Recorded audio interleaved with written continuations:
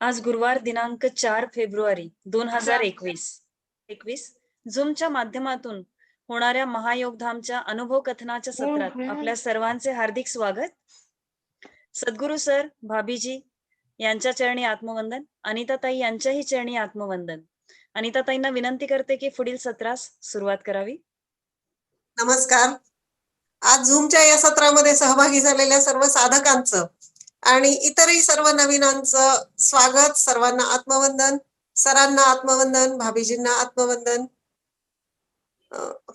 एक सर नेहमी ज्या पत्राचा उल्लेख करतात तो असंच आठवतोय. सर नेहमी सांगतात की 1952 साली म्हणजे सर साधनेमध्ये जॉईन बाप्पासाहेबांकडे 1963 ला गेले.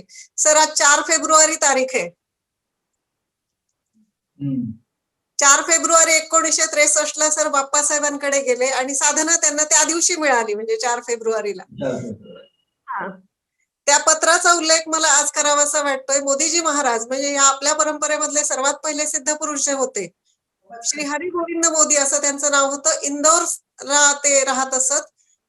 त्यांनी त्यांचे शिष्य आणि सरांचे सद्गुरू जे बाप्पासाहेब आपण ज्यांना म्हणतो, बाप्पासाहेबांना एक पत्र लिहिलं होतं 1952 साली. त्या पत्रामध्ये त्यांनी असा उल्लेख केला होता की महाराष्ट्रात जा, तरुण मुलं येतील, तयार, ज्ञानेश्वरीचा उदय काळ येणार आहे.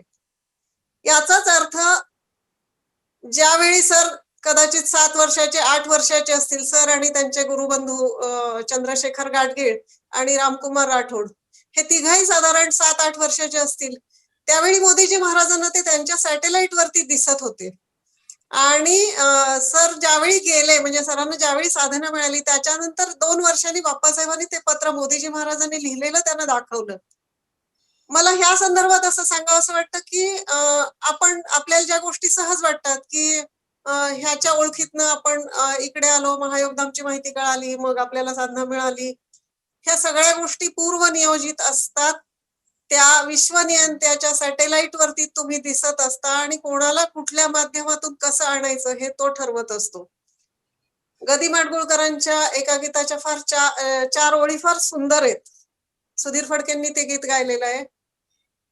विठ्ठला तू वेडा कुंभार, विठ्ठला तू वेडा कुंभार, उजेड पाणी माती वारा, तूच मिसळसी सर्व पसारा, आभाळच मग ये आकारा, तुझ्या घटांच्या उतरंडीला नसे अंत ना पार, तू वेडा कुंभार.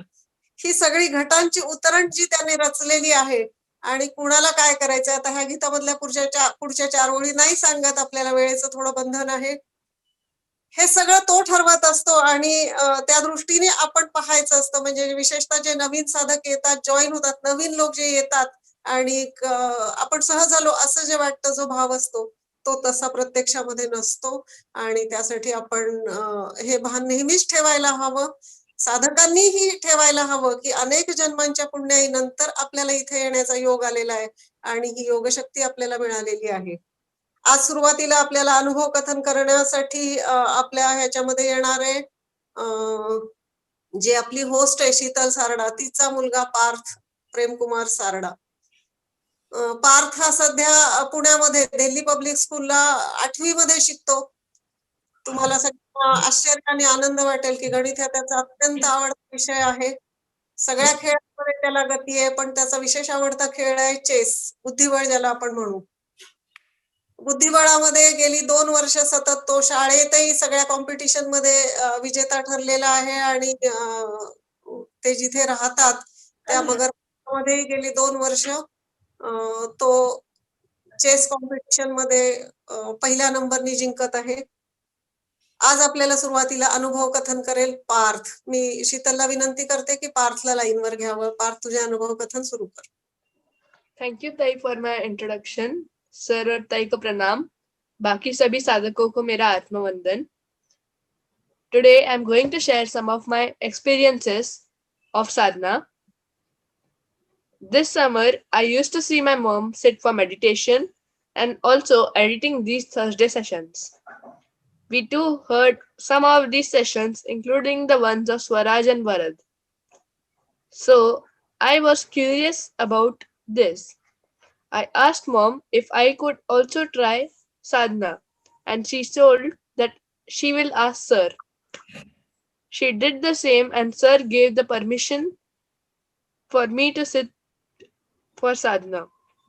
Then we started to meditate with my mom every day. Here are some of my experiences from sadhana. On 29 July 2020, I sat for meditation for the first time. After closing my eyes, I saw nothing but a black screen. After some time, the background changed to green and my eyes started becoming watery. The water in my eyes continued to come even after rubbing the eyes 2 to 3 times. The green background actually had come like one side and continued to stay in front of my eyes. On 30th July 2020, when I sat for meditation, I saw a black screen again. After 5 minutes or so, I saw a light, which was like the headlight of a car, and it was coming towards me. Suddenly, it crashed me and my eyes opened automatically. After closing my eyes again, I could see a wall in front of me. The background was black.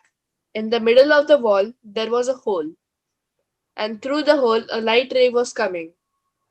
I felt that the wall was a border between the dark and the bright side of the world. On 8th August, when I sat for meditation, at first I could feel that I was walking on a road all alone. I could also feel the weight of my body. After some time, when I blinked my eyes, I could see an arrow, an enormous arrow pointing downwards.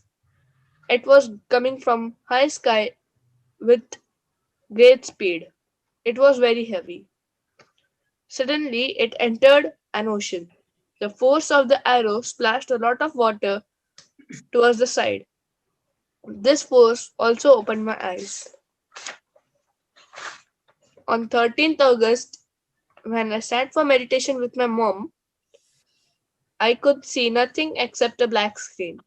Then, after a few minutes, I could see a big, enormous building created by floor by floor. It was in bright blue color. Then, in the same way, many more buildings were formed one by one. I noticed that each had a different but bright color, like blue, green, yellow, purple, pink, etc. I literally felt that I was in Dubai for a few minutes, standing between 8 to 10 enormous buildings. I could also feel the weight of my body standing between those buildings. On 16th August, after sitting for meditation, I could see an Om, beautifully written in red. It was big. After 5 to 7 seconds, the image changed. Now I could see two eye-shaped cutouts, and through these I could see a photo which had my mom, dad, and sister. I was very pleased by this, and so I sat for more time than usual. Some time passed away unknowingly while I was viewing the photo. Then the scene changed. I could see a light bug, the one which emits light from its back in a dark background. It was continuously moving from side to side. Once it went out of my sight from the left side, and I moved my head automatically towards it. The same happened many more times. When I woke up, I discussed about this with my mom, and I got to know that I was doing the Siddhanaman, which mom takes in her Kriya Yoga sessions. On 28th August, I could again see an Om, which had a metallic black color. The color changed to a bright white in a few seconds. Then the scene blacked out. I could see a hand now, a normal human hand. It was making a rangoli. Surprisingly, my head was moving wherever the hand moved. Slowly, I understood that it was a rangoli, a very beautiful rangoli. It had the 7 colors of a rainbow. Suddenly, the wind blew from one side. The rangoli moved towards the left side of my to out of my sight from the left side. I automatically moved my head towards the left side and saw that the rangoli had taken a zigzag pattern with the exact same colors. Again a wind blew, but this time it in the opposite direction. The rangoli again went out of my sight, and this time it took the shape of a butterfly. Soon the butterfly started flying in the air, and I felt very amazed.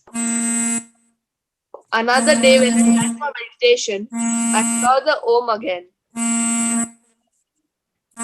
After some time, I saw a face. I thought that it was a normal human face after getting an electric shock. Its eyebrows had taken the shape of lightning. His eyes and his face was completely electrocuted. I felt that it was one of those animated creatures we find in animation movies. Another day when I sat for meditation, I could see many 3D shapes all around me. Cubes, cuboids, spheres, cylinders were everywhere, and I was jumping from one to another. I was jumping freely. After a few time of playing, I thought if these were real.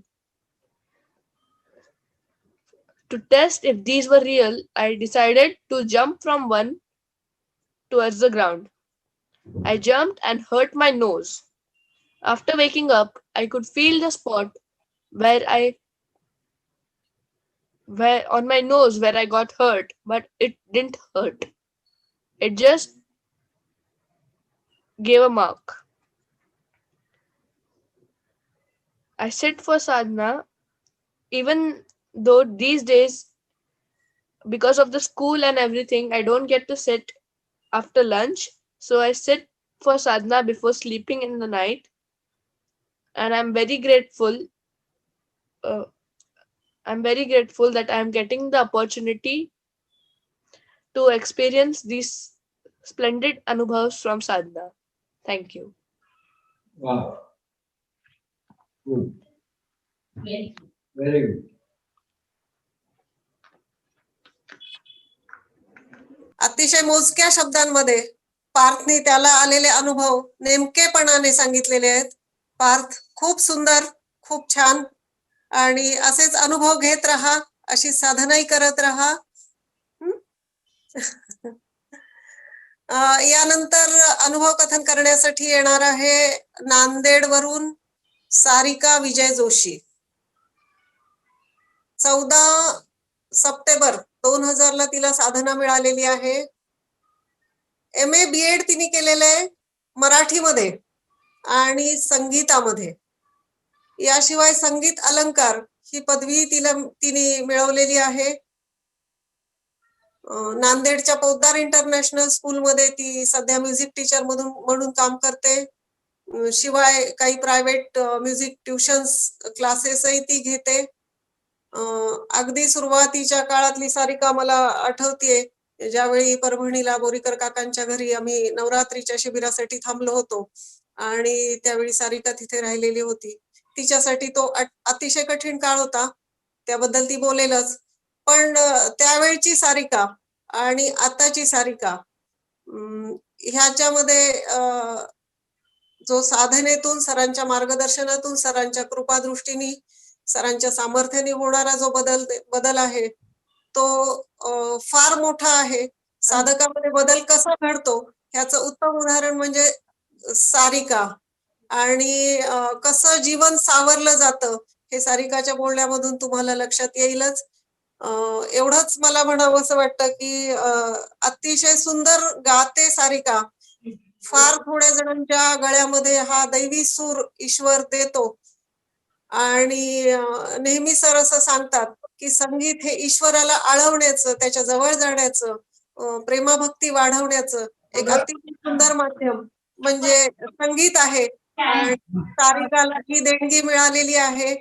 आपण मला वाटतं जास्त न बोलता सारिका चा अनुभव कथन आपण सुरू करूया. सारिकाला लाईन वरती घे.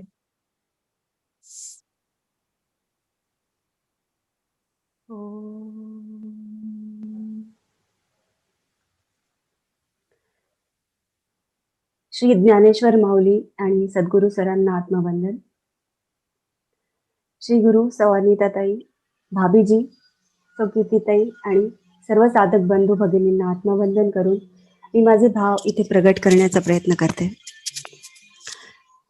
अगदी लहानपणापासूनच मला जसे आठवते तसे माझे आजोबा औंध्याच्या नागनाथ मंदिरात पौरोहित्य करायचे. त्यांच्यानंतर माझ्या वडिलांनी तो वारसा पुढे चालवला. घरात सणवार, सोहळे ओळे, पूजा, अभिषेक, दत्ताची पंचपदी इत्यादी सर्व अध्यात्माशी निगडीत धार्मिक विधी व्हायचे.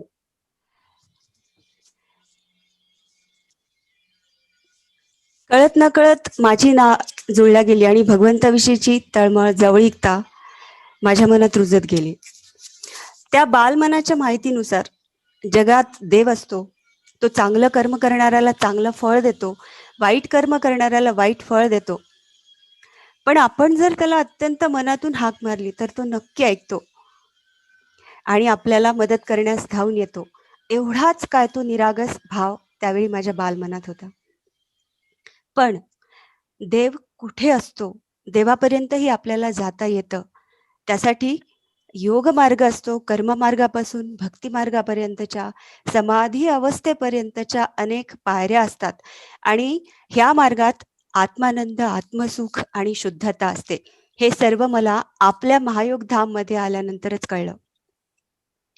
लहानपणी दत्ताची पंचपदी म्हणताना नेहमीच माझ्या डोळ्यातून धारा व्हायच्या. ती पद म्हणतानाही त्याची एकरूपता, त्या आनंदाने माझे मन सुखावून जायचे. देवाच्या आरत्या, भजन, पद म्हणताना मला जो आत्मानंद त्यावेळी मिळायचा तो कुठल्याही गोष्टीपेक्षा मला श्रेष्ठ वाटायचा.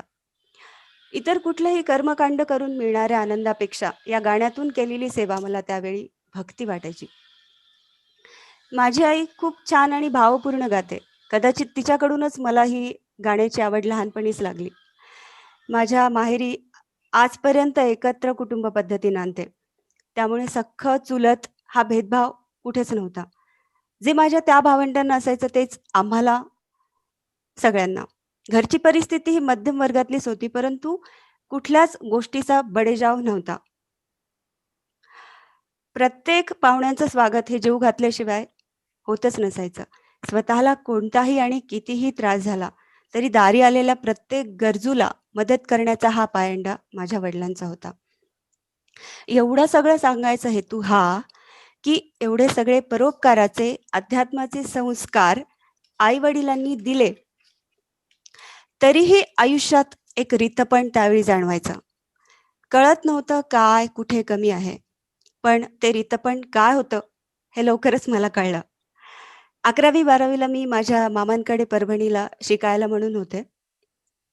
त्यावेळी माझ्या खूप मोजक्याच मैत्रिणी होत्या. त्यापैकी एक म्हणजे आपल्याच योगधामचे साधक सौ वाघमारे काकू यांची मुलगी पूर्वा. कॉलेजला जाताना येताना रस्त्यातच तिचं घर असल्यामुळे तिच्याकडे नेहमी मी जायची. आई वडिलांपासून दूर राहत असल्यामुळे आणि काका काकू स्वभावाने खूपच प्रेमळ असल्यामुळे ते माझी आवर्जून नेहमी चौकशी करायचे. सद्गुरू सरांचं रामकृष्ण नगरमधील ज्ञानेश्वर मंदिरात नेहमीच प्रवचन व्हायचं आणि ज्ञानेश्वरीच्या निमित्ताने सर नेहमीच वाघमारे काकूंच्या घरी यायचे. काकूंना पूर्वाला माहिती होतं की मला ही अध्यात्माविषयीची ओढ आहे, त्यामुळे त्या मला सरांचं प्रवचन ऐकायला नेहमी बोलवायच्या. पण अगदी सुरुवातीला ज्यावेळी मला हेही माहिती नव्हतं की सर कोण आहेत, त्यावेळी काकूंकडे सरांचा एक कार्यक्रम होता. सर्व साधक येणार म्हणून फ्रूट सलाड आणखी काहीतरी विशेष असं काकूंनी बनवलं होतं खायला. संध्याकाळी कार्यक्रम असल्यामुळे त्यांनी मला खूप वेळ ये असं नाही म्हणाला, फक्त फ्रूट सलाड खायला ये गं, असा त्यांनी मला निरोप दिला. म्हणून कार्यक्रम काय आहे हे माहिती नाही, पण फ्रूट सॅलड खाण्याच्या ओढीने मी त्या दिवशी काकूंच्या घरी गेले आणि खाण्याच्या नादात मी त्यांना फक्त एवढंच विचारलं, की "कोण आहेत हे सोमाणी सर?" त्यांनीही मला कळेल तेवढंच सांगितलं, की परभणीतील हे खूप उत्तम वक्ते, ज्ञानेश्वरीचे गाढे अभ्यासक आणि प्रवचनकार आहेत. मला असं वाटलं ठीक आहे, जसे इतर वक्ते, प्रवचनकार, भागवतकार असतात, तसेच हेही असावेत. पण त्यांच्यातलं वेगळेपण आणि त्यांच्या उदात्तपणाची अनुभूती मला एका कार्यक्रमात आली.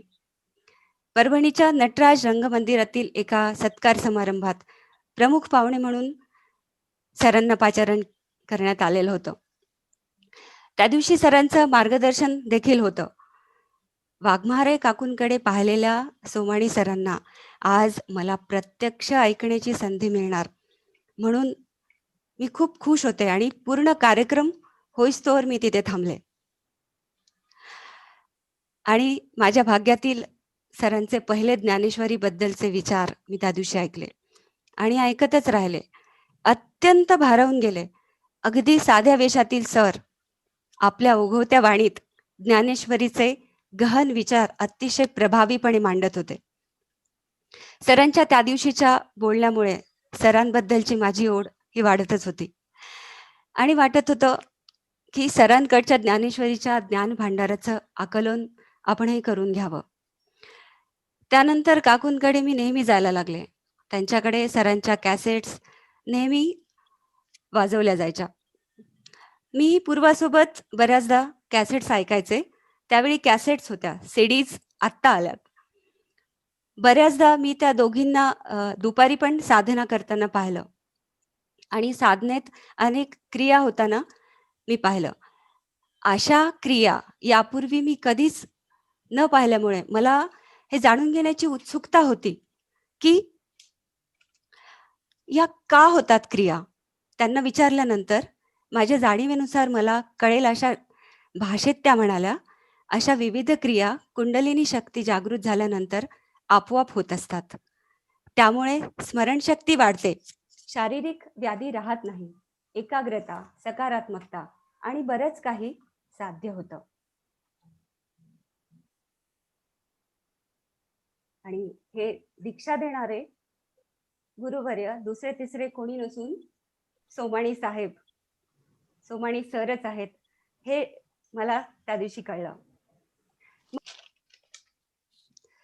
मग मात्र मलाही तीव्र इच्छा झाली की मला ही साधना मिळाली पाहिजे. पण साधना मिळायला सुद्धा योग असावा लागतो आणि लग्नाच्या पूर्वी घरच्यांच्या परवानगीशिवाय नको असं मला सांगितलं गेलं. त्यामुळे मी थोडी नाराज पण झाले. पण त्यांच्याकडे कॅसेट्स, प्रवचन ऐकणं मात्र माझं चालूच होतं. माझी मावशी व काका श्रीवसव कोठेकर हेही त्यावेळी साधक होते आणि तेही सरांबद्दल एवढं भरभरून बोलायचे की त्यांच्या त्या बोलण्यामुळे, त्यांच्या अनुभव ऐकण्यामुळे मलाही साधना घेण्याची तीव्र इच्छा आणखीनच माझी तीव्र होत गेली. परंतु तो योग मला तेव्हा मिळालाच नाही. ग्रॅज्युएशन पूर्ण झालं की घरातली मोठी मुलगी म्हणून माझ्या वडिलांनी मला लग्नासाठी स्थळं पाहायला सुरुवात केली.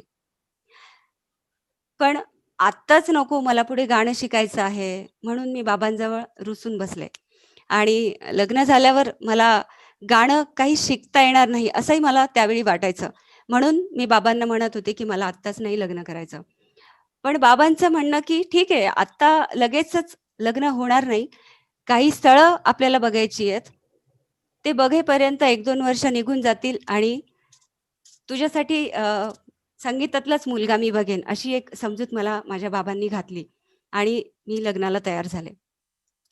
पण पहिल्याच स्थळाला मला पसंती आली आणि 2000ला माझं लग्न ठरलं.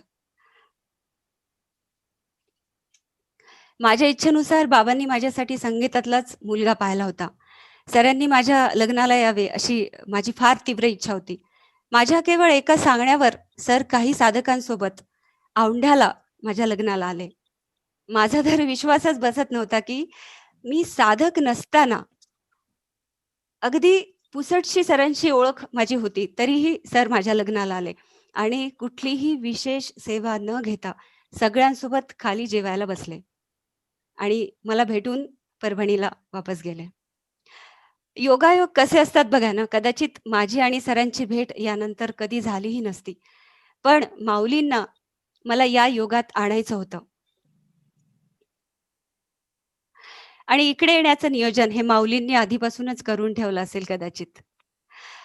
सामान्यपणे विचार केला तर कधी-कधी खूप चांगल्या गोष्टी घडण्यासाठी काहीतरी वाईट घडावं लागतं किंवा चांगल्या गोष्टी ह्या काहीतरी वाईट झाल्यानंतरच जन्म घेत असतात. त्याचप्रमाणे लग्नानंतर माझा संसार सुरू झाला आणि काही महिन्यातच गैरसमजामुळे अशा काही गोष्टी घडल्या आणि मी माहेरी आले. आणि या दुःखात अजून एक गोष्ट अशी घडली की माझ्या गर्भातल्या निष्पाप बाळाला मी मुकले. त्याचा अत्यंत मोठा धक्का मला त्यावेळी बसला आणि या संकटामुळे मी पूर्णपणे कोसळून गेले. मला जगण्याची इच्छाच राहिली नाही. एक क्षण देखील मी शांत नव्हते. दिवस रात्र विविध विचारांचं काहूर माझ्या डोक्यात माजलेलं होतं. स्वप्नात जागेपणी तेच विचार, मरणाला जवळ करावंसं असं सारखं वाटायचं. पण आपणहून जवळ करण्याची हिंमत देखील माझ्यात नव्हती आणि त्यामुळे कोणाला त्रासात टाकणं सुद्धा मला मान्य नव्हतं. आणि त्यावेळेस जशी देवाची आठवण होते तशी मला सरांची आठवण झाली. वडिलांना मी सरांकडे घेऊन जाण्याची विनंती केली.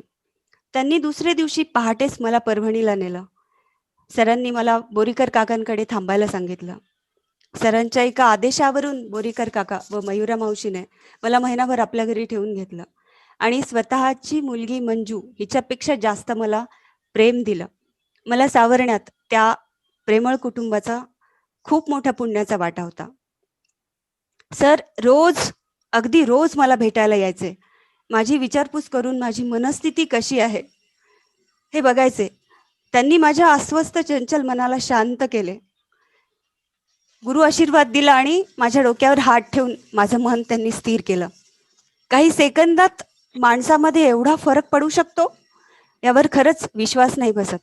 परंतु मला प्रत्यक्ष माझ्या स्वतःच्या बाबतीत हे अनुभवायला मिळालं म्हणून माझा या गोष्टीवर दृढ विश्वास बसला. एवढं प्रचंड सामर्थ्य माझ्या गुरुमाऊलींमध्ये असताना मी चिंता का करावी असं त्या क्षणी वाटलं. नवे हा आत्मविश्वासच सरांनी माझ्यात आणून दिला.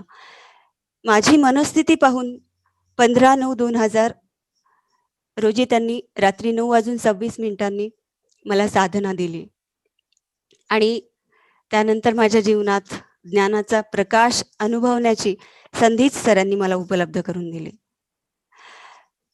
अत्यंत अविस्मरणीय आनंदाचा आणि भाग्याचा तो क्षण, त्याचं मी वर्णनच करू शकत नाही. सरांच्या काउन्सिलिंगमुळे काही दिवसातच माझी मनस्थिती अगदी नॉर्मल झाली आणि त्यानंतर भगवत भक्तीशिवाय कशाचाच विचार माझ्या मनात राहिला नाही. रोज साधना करायची, सकाळ दुपार संध्याकाळ. साधना कधी 6 तास कधी 8 तास कंटिन्युअस होत होती आणि साधनेत येणारे अतिउच्च भावाचे जे अनुभव मला रोज यायला लागले. खरं तर आज मी सरांच्या आशीर्वादामुळे माझ्या संसारात इतकी सुखी आहे की भूतकाळातल्या कुठल्याच गोष्टीची आठवण सुद्धा मला येत नाही आणि परत मागे वळून पाहण्याची गरजही मला वाटत नाही. पण सर नेहमी सांगतात की माऊलींनी विश्वस्वधर्माचा ध्येय पूर्ण करण्यासाठी साधकाला या मार्गात आणले. म्हणून सद्गुरू सरांनी जे गुरुकार्य पुढे नेण्यासाठी जी वाटचाल आरंभिली आहे त्याच वाटेने सद्गुरूंचा प्रत्येक आदेश पाळत मला पुढे जायचंय. दुसरा एक वारंवार स्मरण करावा असा एक प्रसंग, माझ्या धाकट्या मुलीच्या वेळेस मी प्रेग्नंट होते. त्या दिवसात सरांना भेटण्याची माझी खूप तीव्र इच्छा होती आणि योगायोगाने आळंदीलाही शिबिर होतं. शिबिराला जावटत होतं पण 8वा महिना होता. खूप रिस्क असते 8व्या महिन्यात, काहीही होऊ शकतं, खूप सांभाळावं लागतं, अशा बऱ्याच गोष्टी मला सांगितल्या गेल्या. मग जावं का नाही म्हणत सरांना मी फोन केला, भीतभीतच माझी इच्छा व्यक्त केली. तर सर म्हणाले की अरे चल की, मी आहे ना, कशाला काळजी करतेस, तेवढंच तुझ्या गर्भावरही संस्कार होतील. एवढा आनंद झाला की त्याही स्थितीत मला उंच उडी मारावीशी वाटली. त्यावेळी राजू भैयांची आनंद ट्रॅव्हल्स होती. सगळे साधक आणि सरांसोबत मी दिमाखात मुळीच काळजी न करता आळंदीच्या शिबिराला निघाले. मिस्टरांनीही काहीही विचार न करता सोमाणी सर सोबत आहेत म्हणलं की मला परवानगी दिल्यामुळे मला त्यांचा खूप अभिमान वाटत होता. 4 दिवस स्वर्ग सुखाचा आनंद घेत अतिशय सुंदर अनुभव मला आले. सद्गुरूंचा आशीर्वाद, सद्गुरूंची किरणे आणि साधनेचे संस्कार माझ्या गर्भातल्या चिमुकलीला मला त्यावेळी मिळाले. सगळ्या साधकांनी माझी विशेष काळजी घेतली. प्रत्येक शिबिरात प्रत्येक साधकाचा भाव एवढा उच्च असतो. फक्त सेवा, समर्पण, प्रेम एवढ्याच गोष्टी तिथे प्रत्येक साधकांमध्ये पाहायला मिळतात. त्यामुळे आळंदीचं असो किंवा परभणीतील नवरात्रीचं शिबिर असो, ती प्रत्येक साधकांसाठी एक पर्वणीच असते. आणखी एक महत्वाचा प्रसंग मी सांगू इच्छिते. 1.5 वर्षांपूर्वी अचानक माझ्या मिस्टरांची तब्येत बिघडली. त्यांच्या मेंदूतील एका व्हेनमध्ये रक्त साकळलं आणि ते कोणालाही ओळखेनासे झाले. डॉक्टरांनी 72 तासांचा त्यांच्या तब्येतीला धोका आहे असं सांगितलं आणि त्या 3 दिवसात त्यांना पॅरालिसिस किंवा त्यांच्या जीवाला कुठलाही धोका होऊ शकतो असं सांगितलं. त्याबरोबर माझ्या डोळ्यातून धारा व्हायला लागल्या आणि सर्वप्रथम मला सरांचा चेहरा आठवला. 1 सेकंदही न दवडता मी सरांना फोन केला. तिकडून फोन उचलल्यावर सर म्हणाले, हा बोल बेटा, काय झालं सारिका? सगळी परिस्थिती समजावून सांगितल्यानंतर सर म्हणाले, त्यासाठी जोडून राहावं लागतं बेटा, नेहमी कॉन्टॅक्टमध्ये राहत जा, बोलत जा, सांगत जा. बरं ठीक आहे, एक जॉब देतो, तेवढा कर, सगळं सुरळीत होईल. सरांचं हे बोलणं ऐकल्याबरोबर डोळ्यातले अश्रू पळूनच गेले आणि एक अदृश्य शक्ती अंगात संचारल्यासारखं वाटलं आणि मी दुसऱ्याच क्षणापासून जप सुरू केला. मनात किंचितही भीती, कुठलीच साशंकता काहीच उरलं नाही. फक्त सरांच्या तेवढ्या बोलण्यावरून एवढी अंगात शक्ती आली. फक्त काही तासांच्या प्रतीक्षेनंतर माझे मिस्टर बरे होणार हा दृढ विश्वास मला होता. सरांच्या तेवढ्या बोलण्यानेच एवढा प्रचंड विश्वास आणि सकारात्मकता आपल्या मनात निर्माण होऊ शकते, ही केवळ सरांची दैवी किरणेच करू शकतात, याचा पुन्हा एकदा मला प्रत्यय आला. सरांच्या आशीर्वादाने मिस्टरांचा पूर्ण धोका टळला होता. आम्ही नांदेडला, सर परभणीत, पण तिथून सरांचं पूर्ण लक्ष होतं. पुन्हा सरांचा फोन आला, कसे आहेत म्हणून विचारलं आणि सरांना आता त्यांचा धोका टळला हे सांगताना मन असं उचंबळून येत होतं.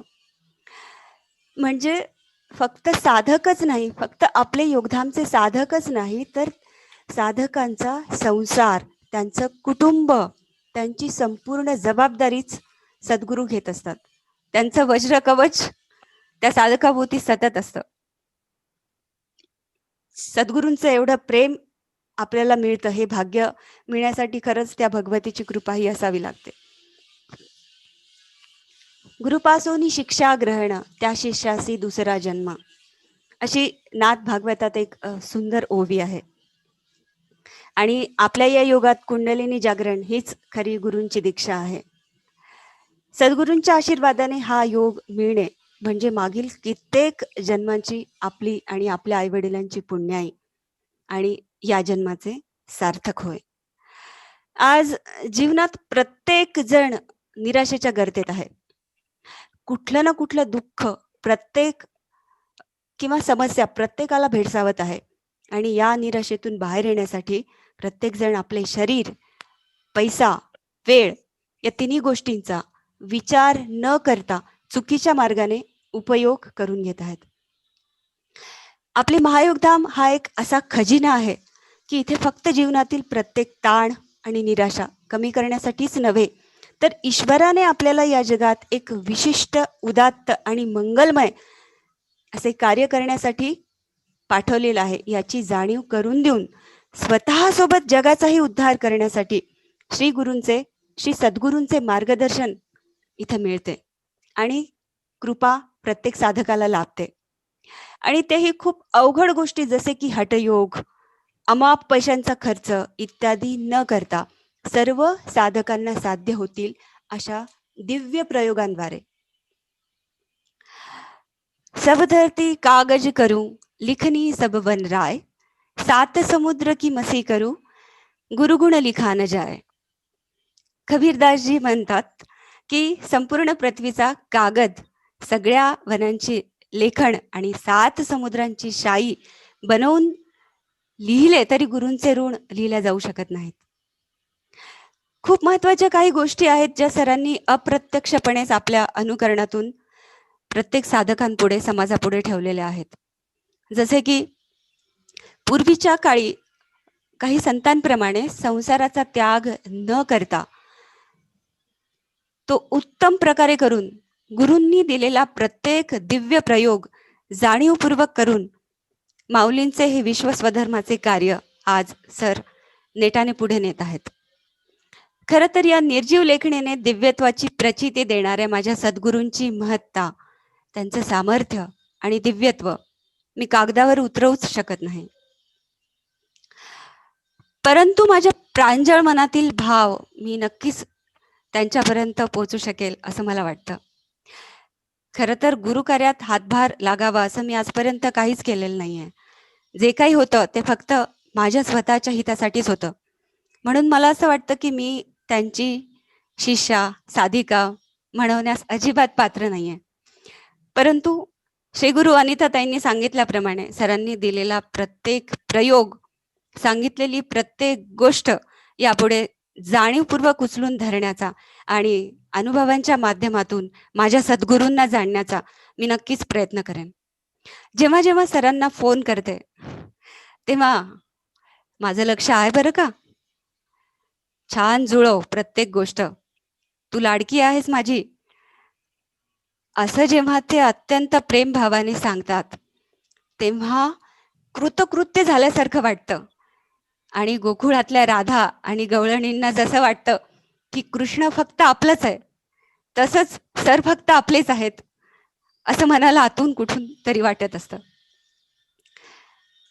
आपल्या कुठल्याच साधकात भेदभाव न करता अपात्र साधक असला तरी त्याच्यावरही तितक्याच अंतःकरणातून प्रेम करणे, त्याला योग्य मार्ग दाखवणे आणि कधीही कुठल्याही परिस्थितीत त्याचा हात न सोडता त्यावर कृपा करणे, हे एक दिव्य सद्गुरूच करू शकतात.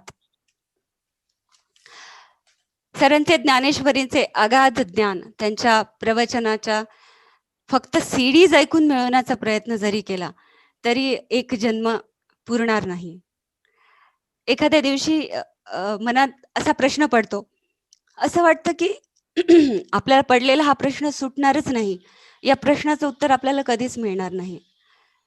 परंतु त्याच वेळेस जेव्हा सरांची प्रवचनाची सीडी ऐकताना नेमक्या त्याच प्रश्नाचं उत्तर हे मिळतं, तेव्हा असं वाटतं की जिथे आपल्याला स्वतःच्या मनाचाच थांगपत्ता लागू शकत नाही, तिथे दुसऱ्यांच्या मनातील भाव कैक मैलांवरून ओळखून त्या शंकांचं निरसन करणारी ही सद्गुरू माऊलीच असू शकते.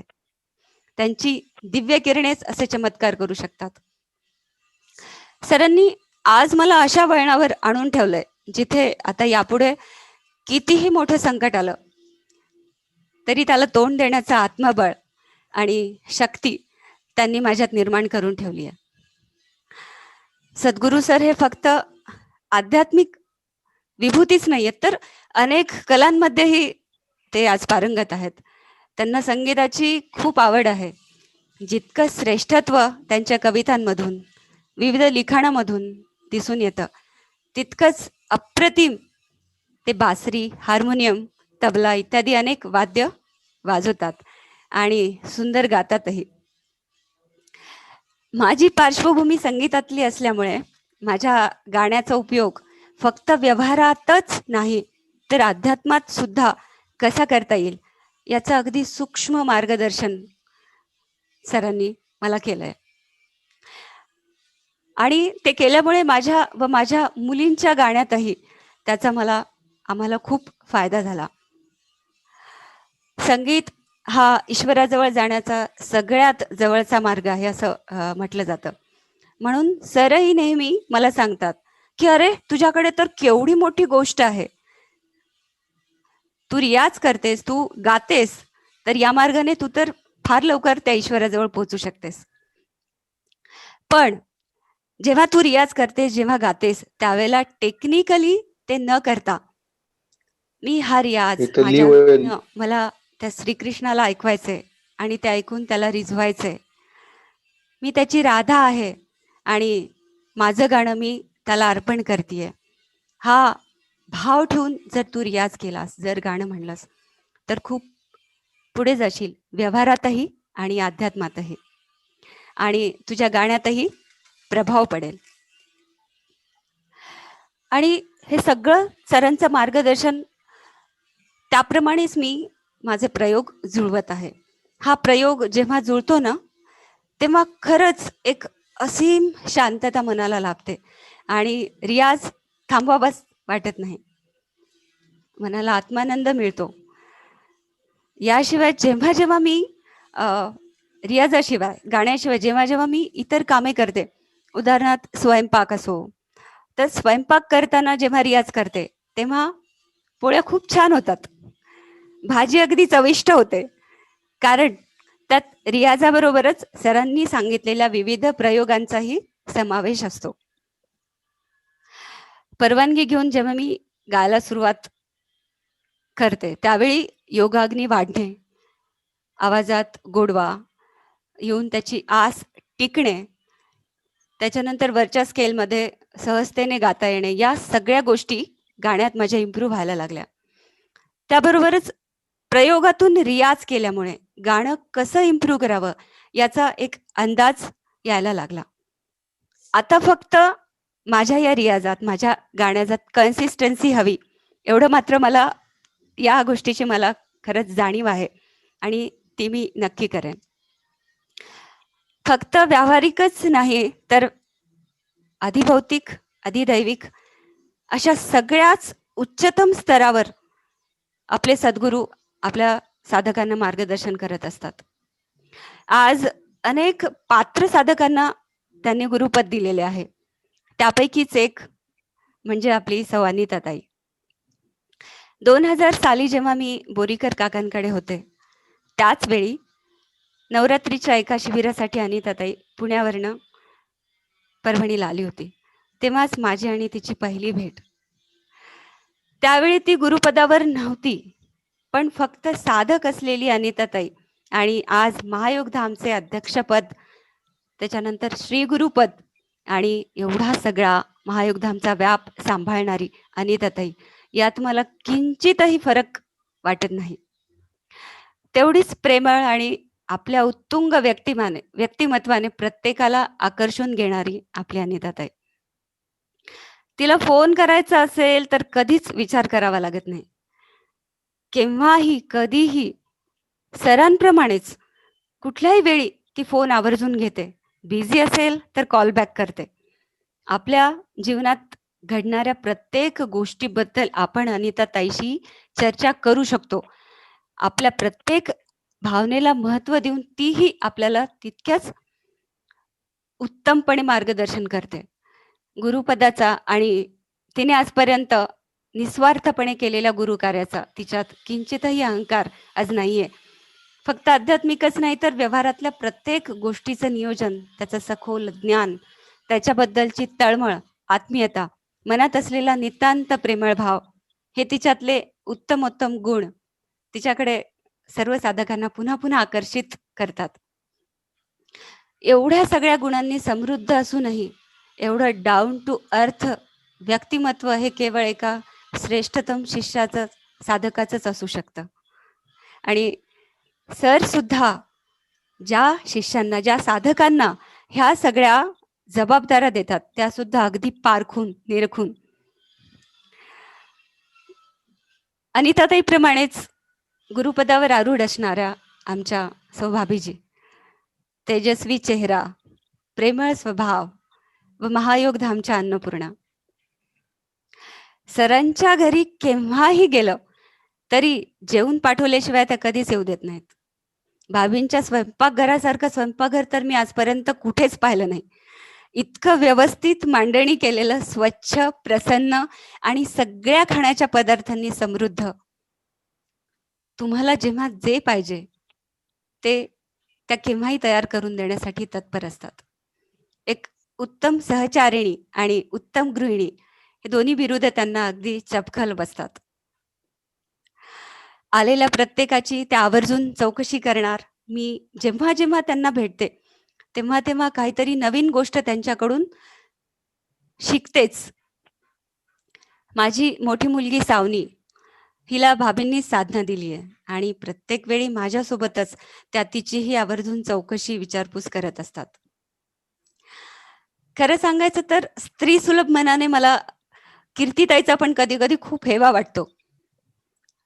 छान अशा सामर्थ्यशाली, दैवी गुण असलेल्या प्रेमळ सासू सासऱ्यांची सून होण्याचं भाग्य त्यांचा सहवास तिला मिळतोय, ही खरंच खूप मोठी गोष्ट आहे. गमतीचा भाग सोडला तर खरंच कीर्तिताईंनी पण आज अध्यात्मात खूप मोठी झेप घेतली आहे. गुरुपदाबरोबरच न्यूट्रिशन आणि क्रियायोग यामध्ये तिने जे परफेक्शन मिळवले आहे ते खरंच वाखाणण्याजोगं आहे. क्रियायोग शिकवतानाचा अनुभव मी प्रत्यक्षात तिच्याकडून घेतला आहे. अतिशय हसत खेळत, सहजपणे आणि तितक्याच सूक्ष्म पद्धतीने ती क्रियायोग शिकवते. समोर कोण आहे त्याच्याशी तिला काही देणं घेणं नसतं. तिच्या खेळीमेळीने शिकवण्याच्या पद्धतीमुळे कोणालाही तिचा क्लास मिस करावा असा वाटत नाही. आज तिच्याचमुळे मी प्रॉपर परफेक्ट योगा क्रियायोग करू शकते. ह्या सगळ्यांबद्दल जेवढं सांगायचं तेवढं खूप कमी आहे. साधना मिळून एवढी वर्ष झालीत, त्या क्षणापासून आजपर्यंत माझे मिस्टर प्रत्येक क्षणाला माझ्यासोबत आहेत. माझ्या एवढीच त्यांची श्रद्धा माझ्या सद्गुरूंवर आहे. योगदानशी निगडीत करण्याच्या कुठल्याच गोष्टीत त्यांनी मला आजपर्यंत कधीच थांबवलं नाहीये. त्यांचं संपूर्ण सहकार्य असूनही मीच या मार्गात पुढे जाण्यास कुठेतरी कमी पडले असं मला वाटतं.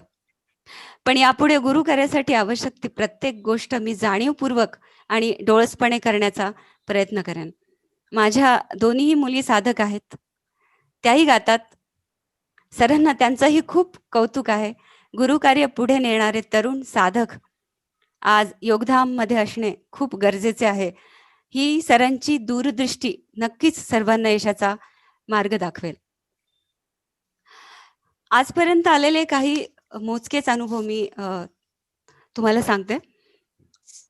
जे जे भेटे भूत या प्रयोगाद्वारे ज्यांच्यामध्ये निगेटिव्ह किरण होती त्यांच्यातला पॉझिटिव्ह बदल मी स्वतः अनुभवला. एखाद्या गोष्टीवर आपला दृढ विश्वास बसतो. हा विश्वास मला प्रत्येक प्रयोगाच्या बाबतीत अनुभवला मिळालेला आहे. साधनेला बसल्यानंतरचा पायाच्या अंगठ्यापासून कमरेपर्यंत तर कधी संपूर्ण शरीरात वैराग्य जाणवते. खूप वेळा गाण्याचे बोल किंवा रागाचे स्वरसमूह आपोआप गायले जातात. महादेवाच्या पिंडीचे दर्शन, लक्ष्मी, सरस्वती, गणपती, बालाजी इत्यादी देवी देवतांचे दर्शन खूपदा झाले आहे. बऱ्याच वेळेस शरीराची जाणीव सुद्धा राहत नाही. सिद्ध नमनाची क्रिया बऱ्याचदा होते, नेहमीच होते. रेचक कुंभक जास्तीत जास्त वेळेला लागतो. चरवण तर्पणाच्या प्रयोगामुळे साधनाही खूप छान लागते. साधनेतून उठूच नये अशी स्थिती ही आजपर्यंत बऱ्याचदा आलेली आहे. एक साधनेतलाच अनुभव मला आठवतो. मागच्याच नवरात्रीतला एका भव्य व्याघ्रासनावर बाप्पासाहेब साधनेस बसलेले मला समोर दिसले. मी त्यांच्या समोर बसलेले होते आणि ते माझ्या जवळ काहीतरी बोलत होते, पण मला ते कळत नव्हतं की मला काय बोलतायत. काही वेळानंतर श्रीकृष्णाचे विराट दर्शन मला तिथे खूप वेळ झाले. त्यानंतर एके ठिकाणी सरांसोबत मी साधनेस बसलेली असताना मला जाणवलं. सरांनी त्याच वेळेस मला एका साधकास साधना देण्यास सांगितले. मी संकोच करत असताना सरांनी मला पुन्हा आदेश दिला आणि तो खरंच एवढा सुखद अनुभव होता, खूप अतिशय सुंदर. त्याच्यानंतर देवीचे मुखकमल, श्रीकृष्णाचा मोरपंख नेहमीच साधनेत दिसतो. दैनंदिन साधनेच्या अनुभवातला एक अनुभव, ज्या दिवशी साधना झाली त्या दिवशी रागावर नक्कीच नियंत्रण मिळवले जाते आणि मन एवढे शांत होते की कसलीच चिंता माझ्या मनाला छळत नाही. सरांनी दिलेला जप हा अखंड चालू असतो. रोज क्रियायोग केल्यामुळे शारीरिक कुठलीच व्याधी आज राहिलेली नाहीये आणि मानसिक संतुलन पण खूप छान जुळले आहे. सरांचा दिव्य स्पर्श अनेकदा अनुभवला आहे आणि देहशुद्धीच्या प्रयोगामुळे शरीरात एक हलकेपणा आणि दिव्य शांतीचा अनुभव ही मला घेता आला. सद्गुरूंचा आनंद, सद्गुरू सरांचा आनंद आणि त्यांनी गुरु कार्यासाठी अर्पिलेले जीवन हे प्रत्येक साधकाच्या उन्नतीत आहे. या गोष्टीचा बोध जर प्रत्येक साधकाला झाला तर सरांचा हा अपार त्याग, कष्ट पाहून कुठलाच साधक योगधामची वाट कधीच सोडणार नाही. कारण यात प्रत्येक साधकाचा स्वार्थ आणि परमार्थ ह्या दोन्ही गोष्टी आपोआप साध्य होत असतात. सद्गुरू सरांमुळे माझ्या जीवनात जो आमूलाग्र बदल झालेला आहे, अर्थात मी हे गुरुऋण कधीच फेडू शकत नाही, परंतु आज मी सुद्धा त्यांच्या गुरुऋणातच राहू इच्छिते. त्यांचा आशीर्वाद असाच माझ्यावर राहू दे आणि माझ्या जीवनातील प्रत्येक क्षण, प्रत्येक श्वास हा सद्गुरूंच्या उन्नतीसाठी आणि गुरुकार्यासाठी सार्थकी लागू दे, अशी मी भगवती चरणी प्रार्थना करते. आणि बोलताना ज्या भरपूर चुका मी केल्यात त्याबद्दल नेहमीसारखंच सर मला माफ करतील हाही दृढ विश्वास मला आहे. एवढं बोलून मी इथे थांबते. श्री हरी गोविंद. सारिका, हा ठीक एखादं आहे. गीत सादर करणं. हो हो हो हो करते.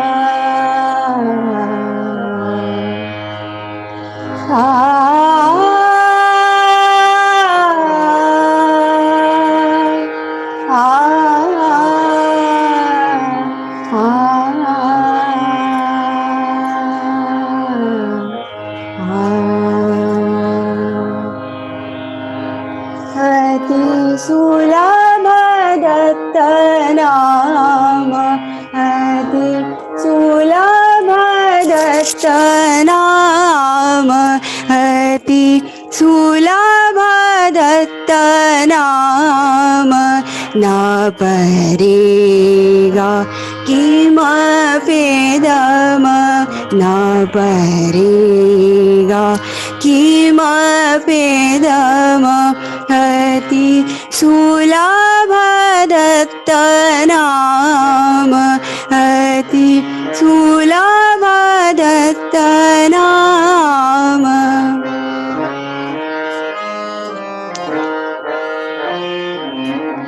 निज जिह्वा हे साधन, निज जिह्वा हे साधन, नाम घेता नोहे दीन, नाम घेता नोहे दीन, अति सुलभ दत्त नाम, अति सुलभ दत्त नाम.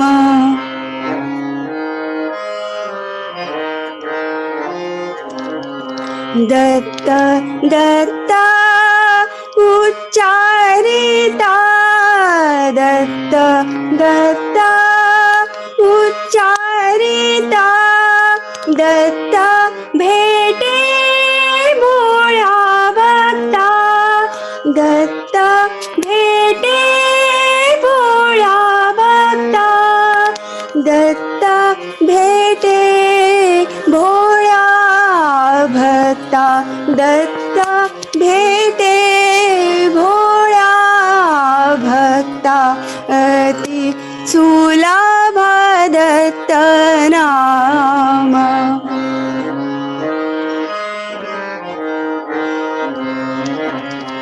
महात्म्य दत्त नामाचे महात्म्य दत्त नामाचे ऊहगम्य वेदवाचे ऊहगम्य ओहवाचे अति सुलभ दत्त नाम अति सुलभ दत्त नाम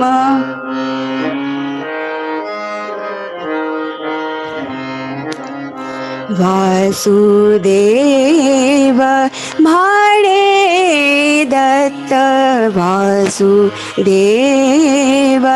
भाणे दत्त नामे भक्त होती मुक्त नामे भक्त होती मुक्त अति सुलभ दत्त नाम अति सुलभ दत्त नाम न परेजा किमपेदम न परेजा किमपेदम अति सुलभ दत्त नाम अति सुलभ दत्त नाम दत्त नाम दत्त नाम